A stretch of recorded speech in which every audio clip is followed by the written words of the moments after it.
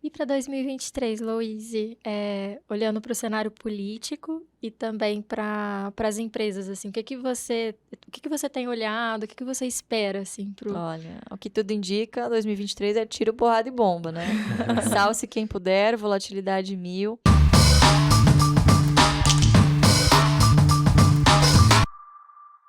Eu acho que, com certeza, né, a renda fixa vai estar muito atrativa. Isso não só para pessoa física. Então, a gente conversa muito também com o escritório de assessoria, né?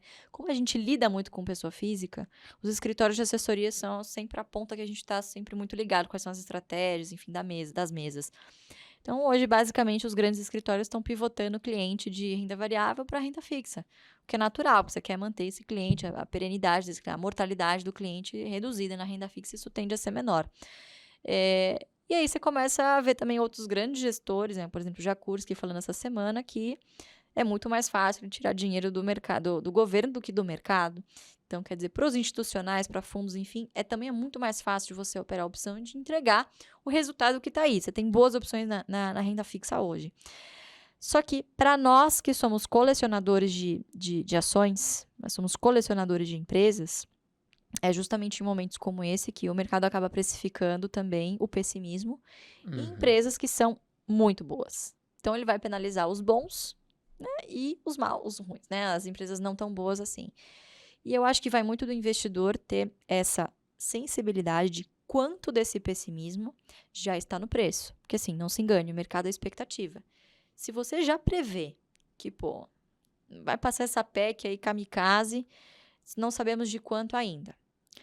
Sei lá, tendência de inflação, a taxa de juros já inverteu de novo, quer dizer, estamos prevendo, dependendo do cenário, a taxa de juros continua subindo. Então, assim, o mercado hoje está precificando uma coisa bastante pessimista, o caos. Olha que interessante. O Lula nem precisa fazer um bom governo. Se ele fizer um governo mais ou menos, né, ou não tão ruim quanto o mercado está esperando, eu não tenho dúvida nenhuma que a bolsa já sobe. Porque é sempre em função da taxa de juros, enfim, a curva volta a cair de novo, e aí, obviamente, que você, trazendo ao valor presente, as empresas ficam mais interessantes, né? Então, eu acho que basta que o cenário não seja tão ruim quanto a gente está prevendo, para que, de novo, a gente tenha um bom ramp-up aí da bolsa.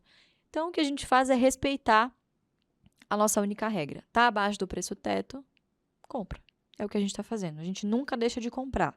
A diferença é saber calibrar, obviamente, a velocidade com que você vai fazendo isso, né? Então, sempre tentar não torrar o seu caixa todo de uma vez, que é muito tentador. Então, pandemia, no terceiro circuit breaker, eu já estava, meu Deus, preciso lançar put, o termo, conectar a taxa. Já não tinha mais um caixa. E quando é que caiu o dividendo no banco? Nossa senhora, tá uma loucura.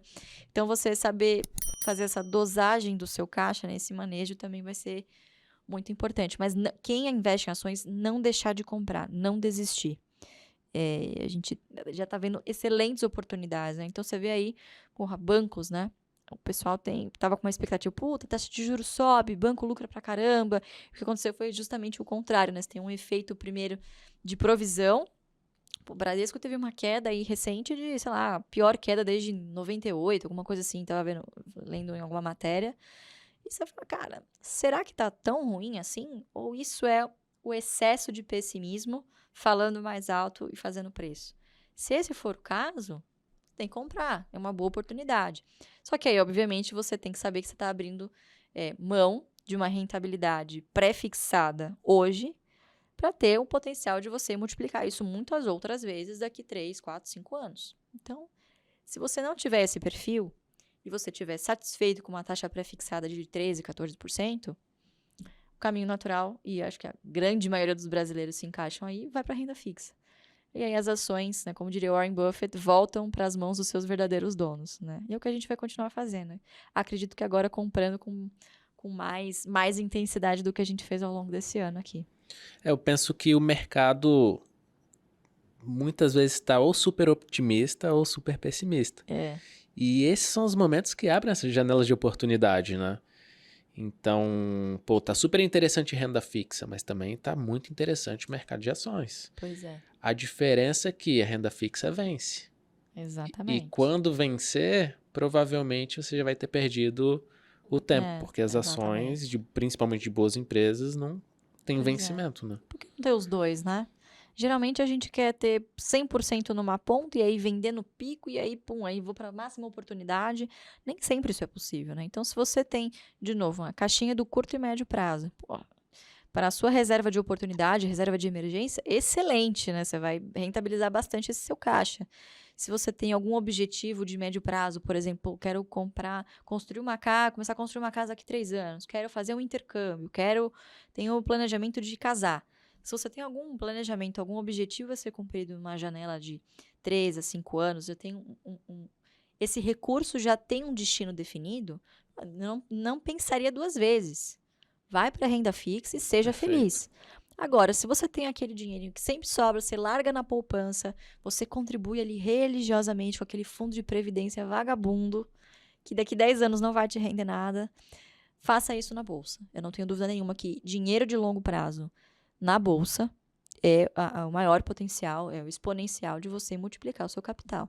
Mas, de novo, nem todo mundo tem, para nem todo mundo sobra também, né? Nem todo mundo chega na caixinha, na terceira caixinha, que é a caixinha do longo prazo. Então, para quem conseguir chegar na segunda, mantém ali na renda fixa e tá tudo bem, né? Paciência. Eu acho que também tem um ponto de que as pessoas falam, putz, mas quando é que eu vou ter o retorno?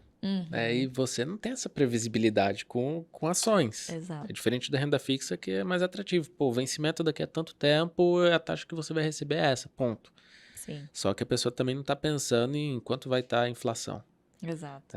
Não tem esses outros pontos que acaba pensando também, né? Exatamente. É complicado. Vocês conhecem o experimento do marshmallow? Eu adoro finanças comportamentais, né? Explica muito mais o investidor do que as pessoas imaginam. O comportamento, ele às vezes fala muito mais alto do que a racionalidade, na maioria das vezes. Então, tem um experimento, não lembro de qual universidade que é, provavelmente Harvard, enfim, em que eles colocam várias crianças, assim, isoladamente, né? Uma de cada vez, numa sala, está sendo monitorada, e aí a professora, enfim, a pessoa que está lá, fala, olha, eu vou deixar aqui para você um marshmallow. E eu vou sair rapidinho, eu já volto. Se eu voltar e você não tiver comido o marshmallow, eu te dou outros 2. Aí a criança entendeu, beleza, entendi. A professora sai, enfim, a pessoa sai da sala e a criança começa a ficar desesperada, vê o marshmallow ali na frente. O que ela faz? A maioria das crianças come o marshmallow. Mesmo sabendo que, em um determinado momento, era só esperar, ela teria mais 2. Então, explica muito do comportamento do investidor, né? Às vezes as pessoas preferem melhor um pássaro na mão do que 2 voando. É muito a filosofia, né, de investimento brasileiro. Então, para que eu vou correr risco se eu tenho aqui uma taxa de juros de 13,75? Se eu já tenho agora aqui essa taxa. Eu já tenho agora. Para que eu vou botar isso a perder? Né? Isso é fruto, obviamente, de anos e anos de ciclo de taxa de juros lá estruturalmente alta, né?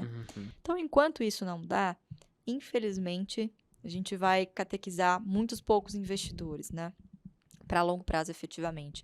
Mas acho que hoje estamos melhores do que estávamos há 5 anos atrás. Acho que hoje tem muito mais gente prestando atenção no mercado, entendendo que a gente tem sim oportunidades, que o segredo é você, de novo, manter a constância.